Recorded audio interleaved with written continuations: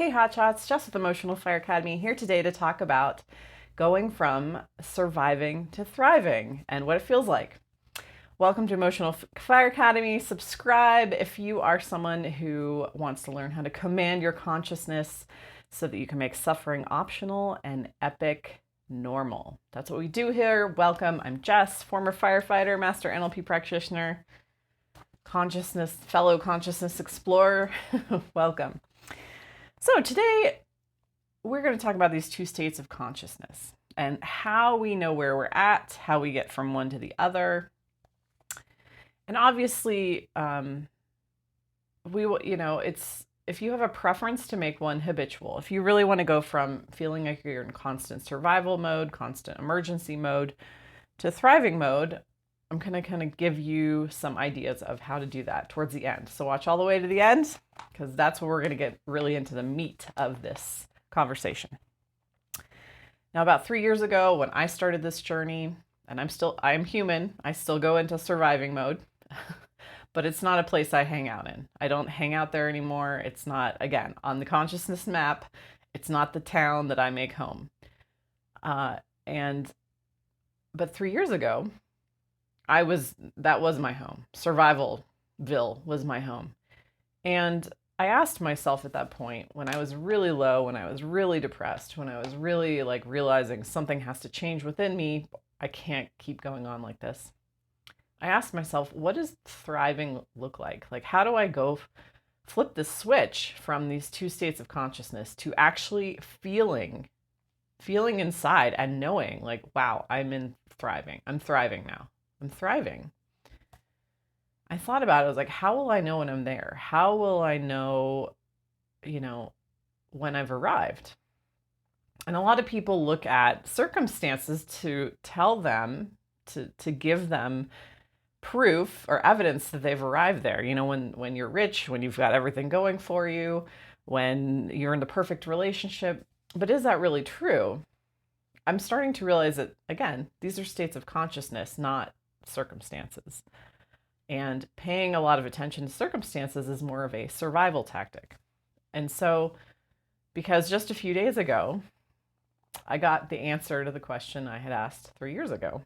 Through this journey of emotional mastery and consciousness, learning how to command my own consciousness, I got the answer. It occurred to me and I connected the two dots and I was like, I'm thriving right now. I just had this awareness. I'm like, I'm thriving. This is it. This is what it feels like. And I really explored like, okay, what is different about the state of consciousness now than 3 years ago? So here's some of my observations. If we zoom out, it's really about what strategies are we using habitually. What is the strategy? A strategy is a set of actions that we do in order to accomplish a goal. Pretty simple, right? And we often unconsciously have some strategies on autopilot because when we were children, we learned that throwing a tantrum sometimes got us our way and sometimes didn't. So when we slip back into unconscious strategies that we might not even know are running, we might not even be aware that we're getting upset because we got upset when we were a kid and that got us our way. And really, we just want to get our way.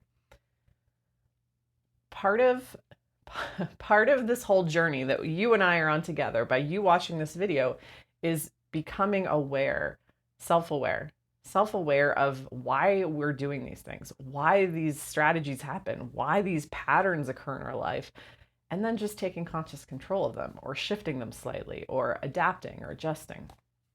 So it's about, just being aware that this is going on. And so the intention of each of the strategies, the intention of surviving, when you feel like you're just surviving, many of your strategies are survival based. That makes sense. But again, often invisible to us when we're in it. It's so invisible. It's so automatic. We're just running it. Like 3 years ago would not, if you had explained this to me, I'd have been like, oh yeah, that makes total sense. But I didn't know that's where I was and that's what I was doing. So again, it's just about becoming aware of this stuff. And again, thriving, when I had the realization a couple days ago, like, oh, I'm here. it's again kind of invisible to us, but there are certain characteristics of it that we can be like, oh, this is the difference between the two, contrasting them. So the theme, let's start with surviving. Let's get totally into the consciousness of survival, what it feels like, what the theme is. The theme of surviving is feeling better. The primary focus is feeling better. If a lot of the things we do during the day, a lot of the focus and attention is on just feeling better. I just want to feel better. I just want to feel better. And this can manifest as, doing things that maybe are addictions. So watching TV, eating a lot, indulging in our vices because they make us feel better. Make us feel better, obviously. We're self-soothing in ways that may be a little bit addictive, or maybe our vices, that we just kind of go to, our go-tos to self-soothe. So the theme is feeling better. The strategies are aimed at feeling better. And our focus is on circumstances. Our focus is on what's happening outside of us and all the problems out there and having to fix them and having to deal with them. It feels very defensive. This is like playing defense. If you're a sports person, this is like playing offense, exclusively. These are the pure states. Obviously, we bounce between, both states. Sometimes we're being exclusively defensive, sometimes exclusively offensive, and sometimes a little of both. There is a gradation. But our problems are in our face. Our focus is on our problems. How am I going to deal with this? The biggest problem is the closest one to our attention. The other little problems are out in the periphery field, and we're like, oh, I'm going to deal with those later. And so there's a lot of reaction, there's a lot of getting pulled into circumstances, having to deal with them, having to fix them. And so that's why a lot of people come to manifesting, is from this place. They need something pronto, that addiction that they have to their love interest, that they're so broke that they need money right now. Desire springs from the point of being in survival mode. It really inspires you when you're in survival mode to create something better. You're like, this doesn't work anymore. And then the actions that we're doing are often protection based. We're making defensive moves with our life. And in order to regain a sense of safety, we're working the job we hate because it's better than being on the street or homeless. We're in a relationship that's not great for us because it's better than being single and lonely. There's often this like bare minimum feeling. Better, it's better than the rock bottom. Better than. So we're doing actions and behaviors, and we're making choices from a place of just get this need met. I have a roof over my head. It's not what I want, but it's the bare minimum. It's the bare minimum. We're doing the bare minimum to survive. So how do we get from there to thriving? We use tools. We find a tool.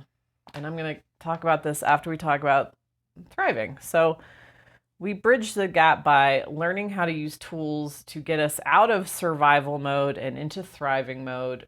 And we practice those tools until they become habitual. And then we are habitually in thriving mode, where we only slip back here on occasion. And then we wake up and we're like, oh, tool done. It's kind of like firefighting, being on fire all the time, being on fire, and then we learn how to stop, drop, and roll, which is a tool that I provide for free. Grab it in the description box if you haven't yet. I describe to you how to do it, how to use it. If you're perpetually on fire and you don't know how to stop, drop, and roll, like the real one where you get on the ground and roll around to, because your clothing is on fire,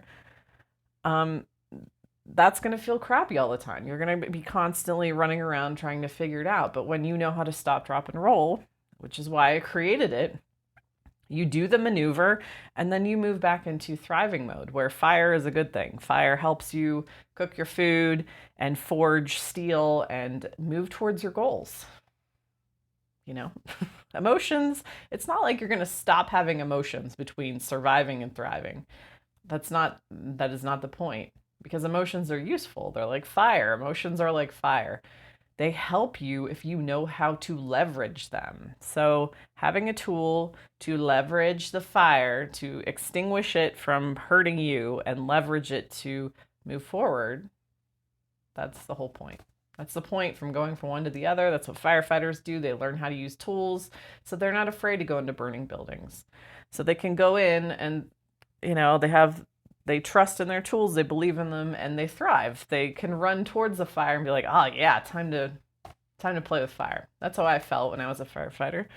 It was exciting. I loved emergencies. I still do. I will run towards an emergency because I know I have tools and the skills to keep me in thriving mode where I'm not going to hurt myself. So, thriving mode. Let's focus on that. Let's focus on thriving mode. Thriving mode. Your theme is becoming better, embodying better, like actually embodying growth and seeing the visible results of that. So this is a very outside, facing perspective where we're reacting, we're trying to protect ourselves from life. This is a very inward facing. This is like, I'm growing, I'm becoming better, I'm evolving. This is about me. This is about my journey. I'm getting better. I'm showing up better in the world. I'm bringing the courage. I'm bringing my values. I'm bringing it to the situation instead of the situation dictating to me what I'm supposed to feel.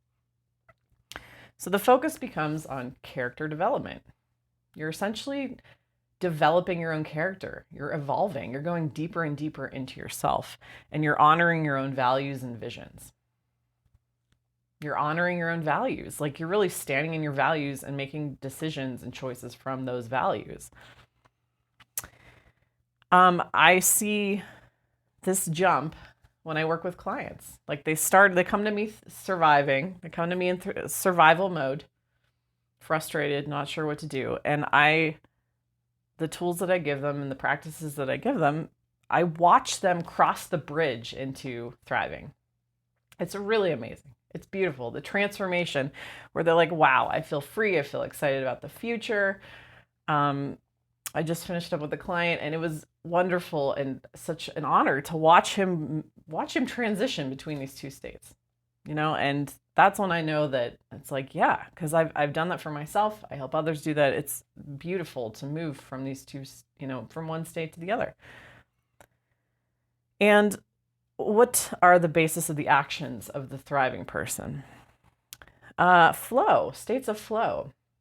Some of the things I've noticed from this vantage point are a real synchronicity in, I'll have ideas and I'll be thinking about them, like ideas and philosophies, like when I'm thinking about videos, and then literally I will watch somebody else on YouTube who is essentially saying the same thing within a day or two. And I'm like, wow, this real sense of like, wow, I am in the flow. I'm in the stream, and life is mirroring back to me the things that I am thinking and feeling, literally. Maybe sometimes even with the same wordage, the same verbiage. And it's like, whoa, that's kind of creepy and awesome and amazing. And that's what I love, the magic of manifesting. When you get into the stream of like, I am in this gentle flow with life where I'm not fighting against it, and it's showing me who I am. And I'm like, yeah, that's awesome. That's awesome. Or I think of somebody and then they reach out to me, or I think of something that, oh, that'd be nice to have. And then it just naturally comes into my reality without having to say 1,000 affirmations, do all these other techniques that are offered on other channels. It naturally happens. You just move into the state of flow that's very effortless and fun and exciting, and life becomes very adventurous. You start following your whims,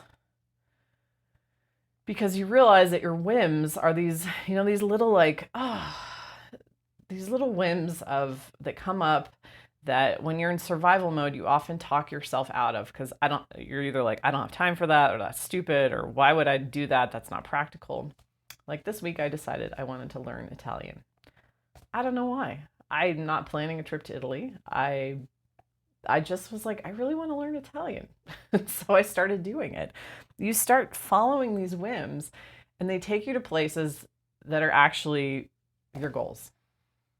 You go to a library, you meet the love of your life. You do these things that seem totally unconnected, but are actually so connected and so beautifully orchestrated by your subconscious mind, because that's what's creating the hologram. You're like, wow, I would have never anticipated. Again, that's part of effortless manifestation. It's part of moving into a flow state, is following your whim and ending up in a place you totally didn't expect, but were totally intending to go. It's amazing and beautiful. And then being totally 100% authentic. This is how we actually move into being fully authentic, fully ourselves. Is, knowing what our values are and embodying them and making choices from them. And because if we're not doing that, if we are making choices and decisions from a place of protection and safety and just doing the bare minimum, we're not really showing up for ourselves. We're showing up for our fear and catering to it. Right? So, if we want to be fully authentic, I've noticed this too. I'm like, I feel like the most me version of me that I have ever been in my life right now at this point after this journey.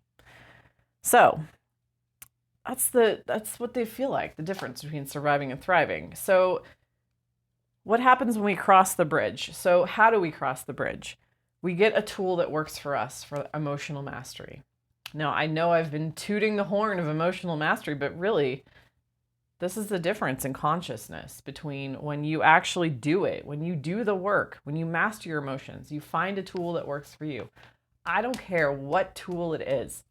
It can be stop, drop, and roll, the tool that I teach. I offer it to you free. It's free below. Use it. Do it. If you watch the videos and you look at it once and you're like, yeah, that's cool in theory, but you don't actually do it, it's not going to help you. Just the same thing with real stop, drop, and roll. If you're like, yeah, I know, I learned this as a kid, and I know if I roll on the ground, I'll put myself out, but you don't do it, you're going to burn. You're going to burn. We burn. Our skin, our clothes, we burn. And then we're like, you have to do the work. You have to do the tool. Other things that work, breathing techniques. Wim Hof, he's one of my favorites. He's got great breathing videos. Meditation, regular meditations. If you have to do short meditations throughout the day, 5-minute, just pick me up meditations, whatever tool gets you to emotional mastery, where your emotions aren't keeping you, and it's mostly fear. Fear keeps us in protection, safety mode. Whatever gets you over the bridge, use that tool.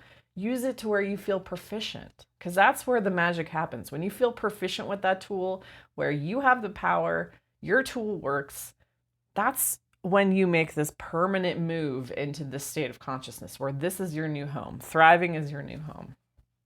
And it frees up all this energy, time, and focus for you to then do this stuff, for you to be yourself, for you to pursue your passions and your goals, for you to be totally fearless and show up with this, like, here I am, this is me, like this liberating authenticity.